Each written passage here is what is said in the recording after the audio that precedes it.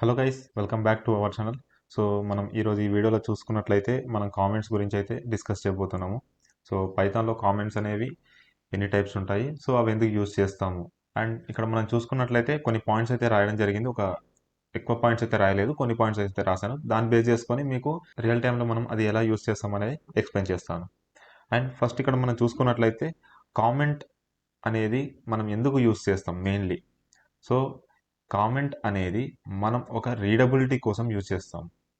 Like ఇప్పుడు ఈ comment అనేది మనం కోడ్ మధ్యలో ఎక్కడైనా పెట్టామనుకోండి, సో ఆ పార్ట్ అనేది ఎగ్జిక్యూట్ అవ్వదు. సో ఆ స్టేట్మెంట్ మీరు ఎక్కడ వరకు అయితే తీసుకున్నారో ఈ కామెంట్ అనేది, సో ఆ కామెంట్ మాత్రం ఎగ్జిక్యూట్ అవ్వదు.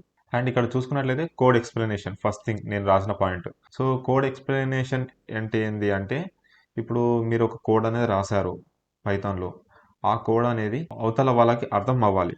సో మీ కోడ్ చూసే ముందే ఈ కామెంట్ ద్వారా వాళ్ళకి అర్థం కావాలి. అప్పుడేమవుతుందంటే వాళ్ళకి ఈజీగా అర్థమయ్యే విధంగా అవుతుంది. ఎప్పుడైనా గుర్తుపెట్టుకోండి, మనం ఏదైనా కోడ్ రాస్తే దానికి అది దాంట్లో ఏ ఫంక్షనాలిటీ వాడాము, అది దాంట్లో ఏ లాజిక్ యూజ్ చేసాము, సో ఇది కొద్దిగా మనం ఆ కామెంట్లో పెట్టుకున్నట్లయితే అవతల వాళ్ళకి అర్థమవుతుంది, మనకు అర్థమవుతుంది. ఒక టైంలో మనం తర్వాత ఎప్పుడన్నా మనం చూసినప్పుడు కూడా మనకి ఈజీగా అర్థమవుతుంది. ఇంకోటి సెకండ్ పాయింట్ చూసుకున్నట్లయితే టెంపరవరీ డిసేబుల్ కోడ్. ఇప్పుడు మీరు ఒక కోడ్ అనేది రాశారు, ఒక హ్యూజ్ కోడ్ అనేది రాశారు.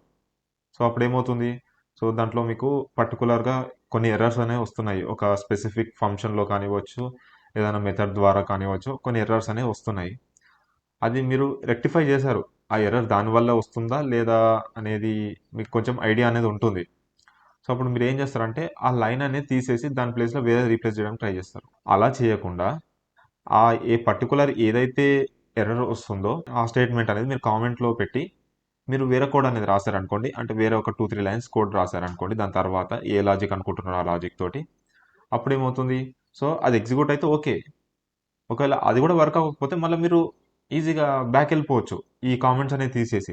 ఇప్పుడు మీరు ఈ కోడ్ అనేది డిలీట్ చేసి ఫ్రెష్గా రాయాలి అంటే టైం టేకన్ ప్రాసెస్ అవుతుంది. సో అందుకే మనం ఆ ఉన్న కోడ్ అనేది డిలీట్ చేసే అవసరం లేకుండా ఆ కోడ్ని మనం కామెంట్లో పెట్టి ఫ్రెష్గా కావాలంటే మనం ఏ లాజిక్ రాయాలనుకుంటున్నాం ఆ లాజిక్ అనేది రాసుకోవచ్చు. సో ఇందుకు మనం కామెంట్ అనేది యూజ్ చేస్తాం.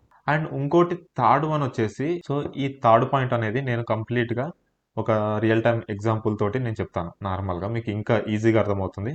ఇప్పుడు ఇక్కడ మీరు ఒక ప్రాజెక్ట్ అనేది బిల్డ్ చేశారు.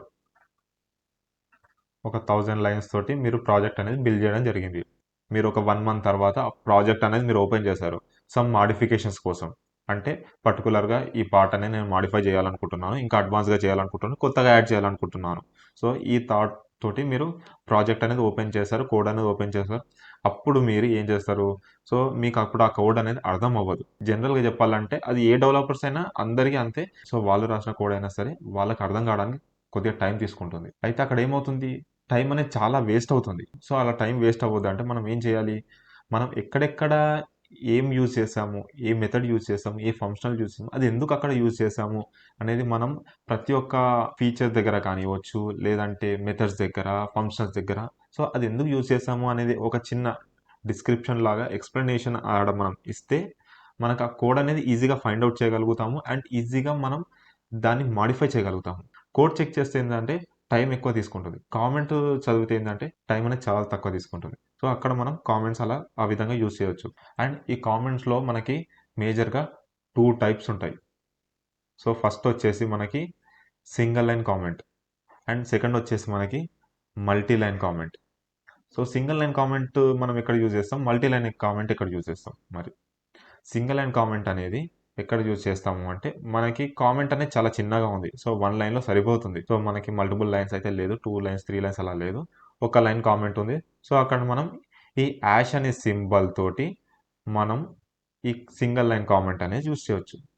మల్టీ లైన్ కామెంట్ అనేది మీరు ఒక ఎక్స్ప్లెనేషన్ ఇవ్వాలనుకుంటున్నారు. ఎక్స్ప్లెనేషన్ అంటే ఏముంటుంది, ఒక 2 లైన్స్ ఉండొచ్చు, 3 లైన్స్ ఉండొచ్చు, 5 లైన్స్ ఉండొచ్చు, 10 ఎంతన్నా ఉండొచ్చు.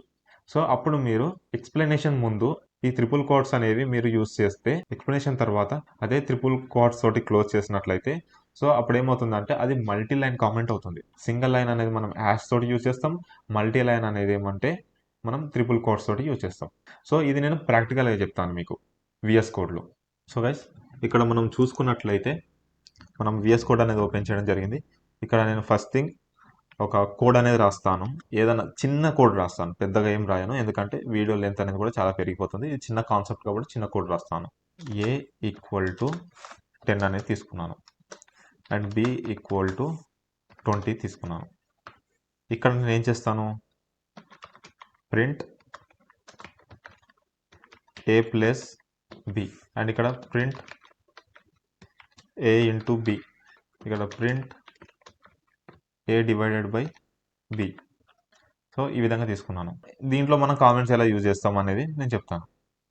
ఇక్కడ నేను ఏం తీసుకున్నాను, ఏ వాల్యూ అనేది 10 తీసుకున్నాను, బి వాల్యూ అనేది 20 తీసుకున్నాను. ఇక్కడ ఆ రెండుని ప్లస్ చేశాను, నెక్స్ట్ స్టెప్లో నేను ఇంటూ చేశాను, నెక్స్ట్ స్టెప్లో నేను డివైడ్ చేశాను. సో ఇక్కడ వచ్చేసి నేను కామెంట్ అయితే రాస్తున్నాను. ఇప్పుడు నేనైతే ఇక్కడ కామెంట్ అయితే రాశాను. సో ఇదే కామెంట్ నేను కింది వాటికి కూడా రాస్తాను.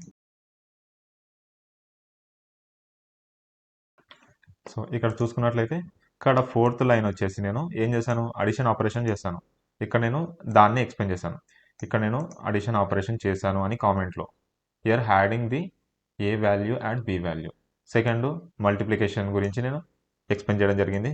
థర్డ్ వచ్చేసి నేను డివిజిబుల్ గురించి నేను ఎక్స్ప్లెయిన్ చేయడం జరిగింది. ఎవరన్నా వేరే డెవలపర్ మీ కోడ్ అనేది చూసినప్పుడు అప్పుడు ఏమవుతుందంటే వాళ్ళు మీ కోడ్ కన్నా ముందు మీ కామెంట్ అనేది చూడడం జరుగుతుంది. సో ఎందుకంటే వాళ్ళకి ఈ కామెంట్ చదివితే చాలు, మీ కోడ్ మీరు ఏదైతే లైన్ అయితే రాశారో దాని యొక్క మీనింగ్ అనేది తెలిసిపోతుంది వాళ్ళకి. ఇది చదివిన తర్వాతనే వాళ్ళు చూడాలనుకుంటే మీ కోడ్ ఆ లైన్ అనేది చూస్తారు. ఒకవేళ మీరు కామెంట్ అనేది రాయలేదు, మీరు ఈ లైన్ రాసిన కోడ్ అనేది వాళ్ళకి అర్థం అవ్వలేదు, సో వాళ్ళు అక్కడ కన్ఫ్యూజ్ అవుతారు. అదే మీరు ఈ రెండు రాశారనుకోండి, వాళ్ళు కామెంట్ చదువుతారు, మోస్ట్లీ 90% ఇక్కడనే అర్థమైపోతుంది.